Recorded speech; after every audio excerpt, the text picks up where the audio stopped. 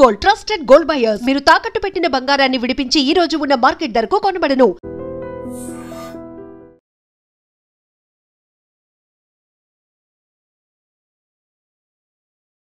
Hi hello నమస్తే, welcome back to I dream media. అయితే నిన్న జరిగిన స్వతంత్ర వేడుకల్లో ఒక విషయం చాలామందికి అర్థం కాలేదు. అంటే జెండా పండుగ చేసుకున్నారా, జెండాని అవమానించారా అన్నట్టుగా ఉన్నాయి నిన్న జరిగిన హైదరాబాద్లో జరిగిన స్వతంత్ర వేడుకలు అనేవి. ఎందుకన్నట్లయితే ఈ విషయంలో మీరు ఒక వీడియో చూడొచ్చు.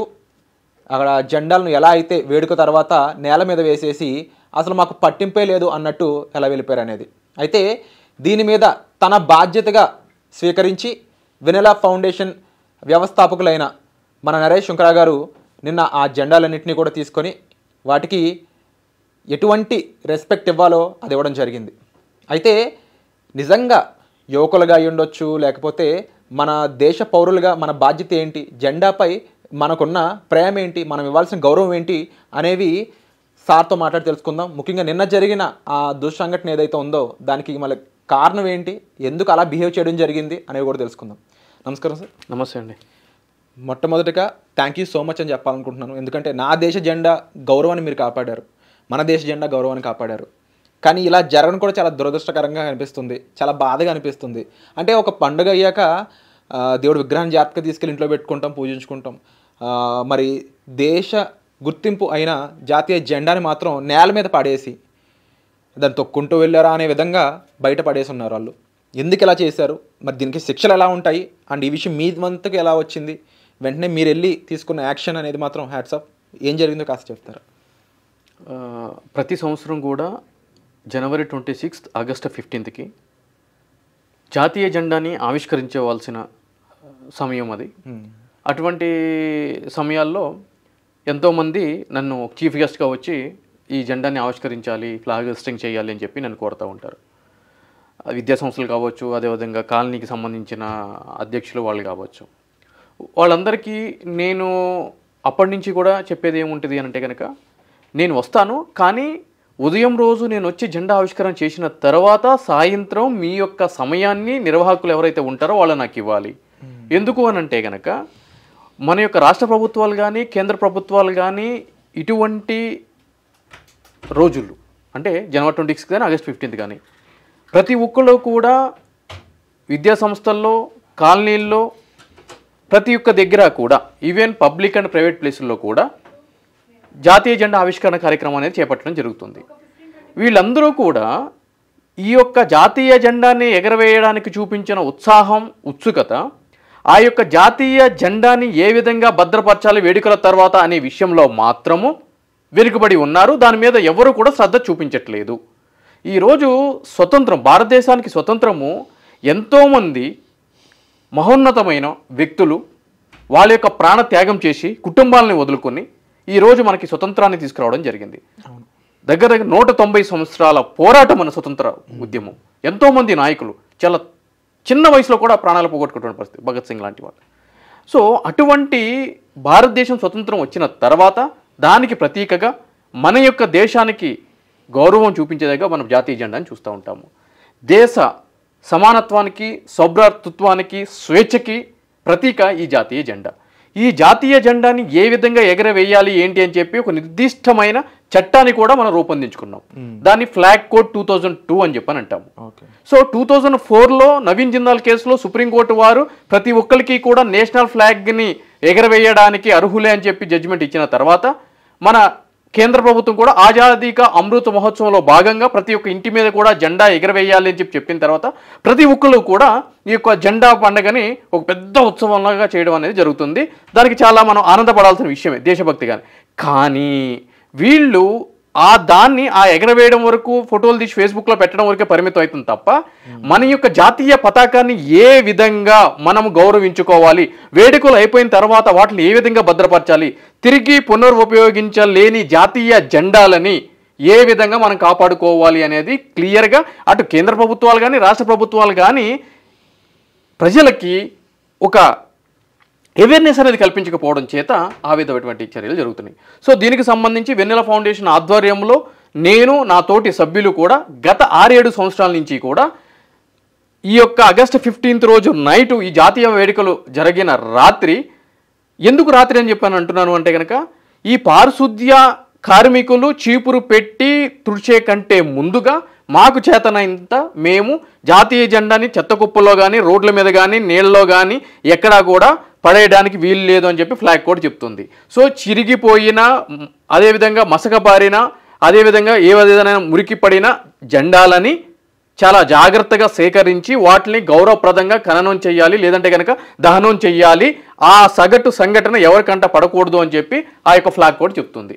కాబట్టి మేము దేశభక్తిని పెంపొందించడానికి మా వంతు ప్రయత్నం కింద మేము గత కొన్ని సంవత్సరాల నుంచి కూడా అర్ధరాత్రి ఈ యొక్క కార్యక్రమం చేపట్టడం జరుగుతుంది. చెప్పుకోవడానికి ఇది చాలా బాధగా ఉంది అని అనడంలో ఎటువంటి డౌట్ లేదు. ఎందుకంటే చాలా సంవత్సరాలుగా ఇలా జరుగుతుంది.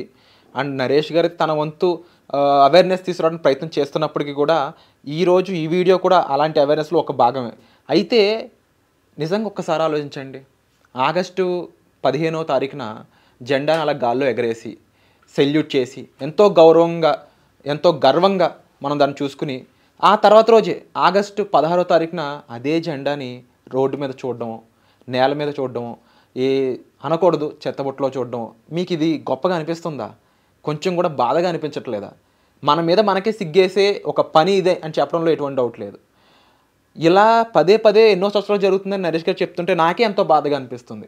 మన వంతు బాధ్యతగా మనం పట్టుకున్న జెండాని తీసుకువెళ్ళి ఇంట్లో పెట్టుకొని దాచుకోలేమా, జాగ్రత్తగా చూసుకోలేమా? అంటే ప్రాణం లేని వస్తువులా దాన్ని చూడడం నిజంగా ఇది ఒక సిగ్గుచేటు అని చెప్పాలని అనిపిస్తుంది నాకు. బట్ ఇలా ఎన్నో సంవత్సరాలు జరుగుతున్నప్పటికి కూడా దీని మీద సరైన యాక్షన్ ఎవరు తీసుకోవాలి?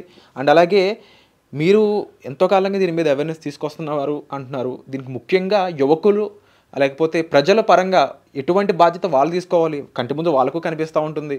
మీలా వాళ్ళు అవేర్నెస్ తీసుకోవాల్సిన సిచ్యువేషన్స్ రావాల్సిన అవసరం ఇప్పుడు కనిపిస్తూ ఉంది. మరి ఆ రోజు ఆ వేడుకలో పాల్గొన్నవారికైనా కాస్త ఆలోచించాలి కదా. మరి వీళ్ళందరికీ మీరేం చెప్తారు? వీళ్ళకి శిక్షలు లాంటివి ఏమైనా ఉంటాయా? ఈరోజు వినాయక చవితి వచ్చింది అని అంటే కనుక వినాయక మండపం ఏర్పాటు చేయాలి అని అంటే కనుక సంబంధించిన పోలీస్ స్టేషన్ నుంచి అనుమతి తీసుకోవాలి, దానికి చలానా కట్టాలి, దానికి బందోబస్తు అంతా కూడా ఒక పెట్రోలింగ్ జీపు, అదేవిధంగా బ్లూ కోట్స్ వెహికల్స్ రావటము, మండప నిర్వాహకులు ఎవరు అని చెప్పి చెక్ చేయడము, వెళ్ళటము, ఆ 10 రోజులు 11 రోజులు అయిపోయిన తర్వాత ఆ ఉత్సవాలు ముగిసిన తర్వాత కూడా ఆ రోడ్డుకి అడ్డంగా కానీ పక్కన కానీ వేసిన మండపాలు ఏవైతే ఉన్నాయో వాటిని తీసేయడం, ఇదంతా కూడా ఒక ప్రొసీజర్ ఉంది. ఎందుకు అని అంటే కనుక ఎటువంటి అవాంఛనీయ సంఘటనలు జరగకుండా, ఎవరికి ఇబ్బందులు కలగకుండా వాళ్ళకి బందోబస్తు కల్పించడానికి ఒక లెక్క కావాలి. కానీ ఇప్పుడు ఈ జాతీయ ఉత్సవాలు చేసేటప్పుడు కూడా ఈరోజు ఏమవుతుంది అంటే కనుక ప్రతి ఒక్కళ్ళు ఆ యొక్క జాతీయ ఉత్సవాన్ని చేసుకోవచ్చు, జాతీయ జెండాను ఆవిష్కరించవచ్చు అని చెప్పని చట్టమే చెప్తుంది. దాంట్లో నో డిస్ప్యూట్ అబౌట్ ఇట్. కానీ ఆ యొక్క వారోత్సవాలు చేసినప్పుడు సాయంత్రం దానికి సంబంధించి ఏదైతే గనక ఈ విధంగా సదరు జాతీయ జెండాల్ని నిర్లక్ష్యంగా వదిలి వెళ్ళిపోతారో అందరూ ఏమనుకుంటారు అని అంటే కనుక ఆ యొక్క ఎగరేసిన జాతీయ జెండాని ఈవినింగ్ కిందకి దింపేసి దాన్ని మడత పెట్టి ఇంటికి తీసుకెళ్ళిపోతే మా బాధ్యత అయిపోయింది అని చెప్పని ఈవినింగ్ 4:30కో 5 o'clock సదరు నిర్వాహకులు ఆ పైన ఎగిరే జెండాని తీసుకొచ్చి వెళ్ళిపోతారు. కానీ ఈ కింద ఏవైతే కనుక డెకరేటివ్గా చేశారో అవి కూడా జాతీయ జెండాలో కింద భాగంగానే పరిగణించాలని చెప్పి చట్టం చెప్తుంది. కాబట్టి దీనికి ఒక పటిష్టమైన ఒక మానిటరింగ్ వ్యవస్థ కావాలి. నిర్వాహకులకి క్లియర్ ఇన్స్ట్రక్షన్స్ ఇవ్వాలి. మీరు జాతీయ జెండా ఎగరేస్తున్నప్పుడు సాయంత్రం కాగానే జాతీయ జెండాకి ఎటువంటి అవమానం అగౌరవం కలగకుండా చూడాల్సిన బాధ్యత మీదే. జాగ్రత్తగా వాటిలన్నింటినీ సేకరించి జాగ్రత్త పెట్టాల్సిన అవసరం బాధ్యత మీ మీదే ఉంది. అటువంటి క్రమంలో ఏవైనా చిరిగిపోయినా కింద పడినా లేదు అంటే కనుక మసకబారిపోయినా కూడా చాలా జాగ్రత్తగా వాటిల్ని చట్ట ప్రకారం ఖననం చేయాల్సిన బాధ్యత మీదే అని చెప్పి ప్రభుత్వ అధికారులు సదరు నిర్వాహకులకి స్ట్రిక్ట్ గైడ్లైన్స్ ఇచ్చినప్పుడు మాత్రమే సమాజంలో మార్పు వస్తుంది.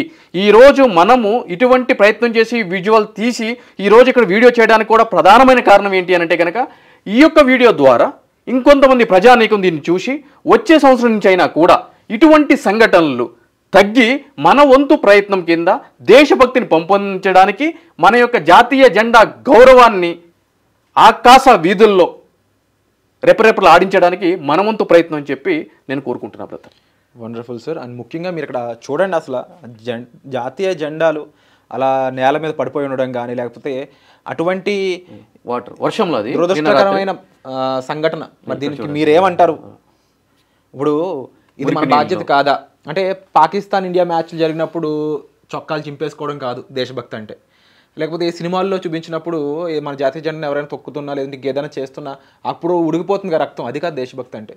మీ వంతు బాధ్యత వచ్చినప్పుడు మీరేం చేస్తున్నారు, అప్పుడు మీరు తీసుకుంటున్న యాక్షన్ ఏంటి, మీరు తీసుకుంటున్న రెస్పాన్సిబిలిటీ ఏంటి అనేదే నిజమైన దేశభక్తుడికి ఒక గుర్తింపుగా ఉంటుందన్నమాట. బట్ ఇలాంటి సంఘటనలు ఇంకా కలగకూడదు, జరగకూడదనే అనుకుందాము. అలాగే దానికి తగ్గ రెస్పాన్సిబిలిటీ ప్రతి ఒక్కరు తీసుకోవాల్సింది అనేదే మా యొక్క ఉద్దేశం కూడా ఈ ఎపిసోడ్కి. అండ్ ఇలాంటి వాటిపై ఎంతో అవేర్నెస్ క్రియేట్ చేస్తున్న నరేష్ గారు, మీరు మాకు తెలియడం, మాకు ఇలా ఇటువంటి అవేర్నెస్ తీసుకురావడం నిజంగా we are proud of you and salute you. Thank you so much.